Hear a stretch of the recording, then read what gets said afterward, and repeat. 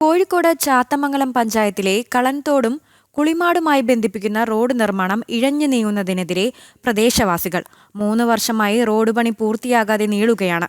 ഏറെ വികസന സാധ്യത കണക്കാക്കുന്ന 7 കിലോമീറ്റർ ദൂരത്തിലുള്ള റോഡിനാണ് ഈ ദുരവസ്ഥ. റോഡിന്റെ പകുതിയിലധികം ഭാഗവും റബ്ബറൈസ്ഡ് ചെയ്ത് ഗതാഗത യോഗ്യമാക്കിയിട്ടും നായർക്കുഴി ജംഗ്ഷൻ മുതൽ നായർക്കുഴി ഹയർ സെക്കൻഡറി സ്കൂൾ വരെയുള്ള 500 മീറ്ററോളം ഭാഗം പഴയ അവസ്ഥയിൽ തന്നെ തുടരുകയാണ്. കിഫ്ബി പദ്ധതിയിൽ ഉൾപ്പെടുത്തി 40 ലക്ഷം രൂപ വിനിയോഗിച്ചാണ് റോഡിന്റെ നവീകരണം ആരംഭിച്ചത്. നായർക്കുഴി ജംഗ്ഷൻ മുതൽ കൃത്യമായ പ്ലാൻ തയ്യാറാക്കാതെയാണ് പ്രവൃത്തി നടക്കുന്നതെന്നാണ് നാട്ടുകാരുടെ ആരോപണം.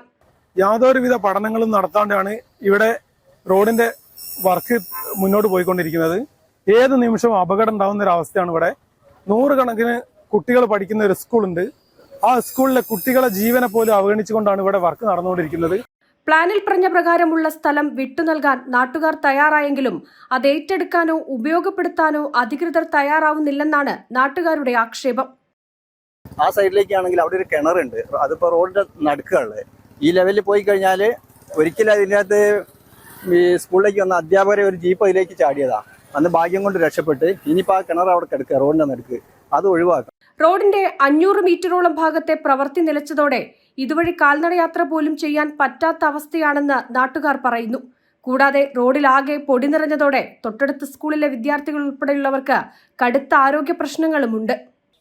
ഇതിൽ എന്താണ് നമ്മൾ എസ്റ്റിമേറ്റിൽ പറയുന്നത്, ആ രീതിയിൽ ഈ കുറച്ചൊക്കെ ജനങ്ങളുടെ ആവശ്യങ്ങളും കൂടി ഉൾക്കൊണ്ടുകൊണ്ട് ഈ പ്രവർത്തനം, ഈ റോഡ് ഇതിന്റെ വികസനം മുന്നോട്ട് കൊണ്ടുപോകണമെന്നാണ് പഞ്ചായത്ത് പറയുന്നത്. അതിന് 100% കട്ടക്ക് ജനങ്ങളോടൊപ്പം പഞ്ചായത്ത് നിൽക്കും. ഏതറ്റം വരെ പോകാനും പഞ്ചായത്ത് തയ്യാറാണ്. ഈ റോഡ് നാടുകൾക്ക് ജനങ്ങൾക്ക് വേണ്ട രീതിയിൽ, കാരണം ഒരു കുടിസായ റോഡല്ലല്ലോ നമ്മൾ ഉദ്ദേശിക്കുന്നത്. റോഡിന്റെ പ്രവൃത്തി നിലച്ചതോടെ നാട്ടുകാരുടെ നേതൃത്വത്തിൽ ശക്തമായ പ്രതിഷേധം ആരംഭിച്ചു. അടിയന്തരമായി പ്രശ്നം പരിഹരിച്ചില്ലെങ്കിൽ ഇനിയും ശക്തമായ പ്രതിഷേധ മുറകളുമായി മുന്നോട്ടു പോകുമെന്നാണ് പ്രദേശവാസികളുടെ മുന്നറിയിപ്പ്. ജനം, കോഴിക്കോട്.